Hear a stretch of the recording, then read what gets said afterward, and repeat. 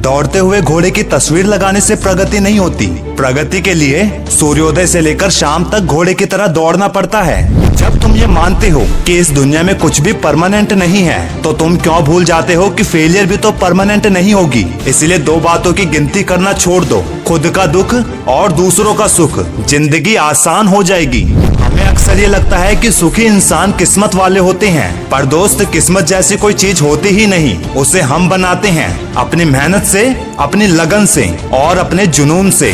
बीते वक्त का चौकीदार ना बन, इस लम्हे का कर्ज अदा कर। जो कुछ भी तुमको कमजोर बनाता है, शारीरिक, बौद्धिक या मानसिक, उसे जहर समझकर त्याग दो। और अगर परिस्थितियों पर तुम्हारी पकड़ मजबूत है ना, तो जहर उगलने वाले भी तुम्हारा कुछ नहीं बिगाड़ सकते। इसीलिए कुछ बनना ही है तो समंदर बनो। लोगों के पसीने छूटने चाहिए तुम्हारी औकात नापते नापते। और कभी भी हिम्मत मत खोना, बहुत आगे तक जाना है। जिन्होंने कहा था तेरे बस की नहीं है, उनको भी करके दिखाना है। वैसे दोस्त, कोई तारीफ करे या बुराई, दोनों से फायदा उठाया जा सकता है। कैसे?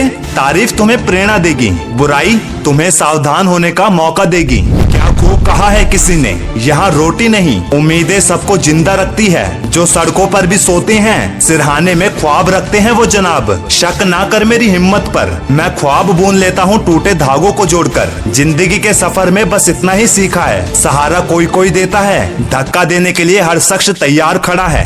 हिरन के दौड़ने की क्षमता 90 किलोमीटर प्रति घंटा है, वहीं बाघ के दौड़ने की क्षमता करीब 60 किलोमीटर प्रति घंटा होती है। लेकिन फिर भी बाघ हिरन का शिकार कर लेता है। जानते हो क्यों?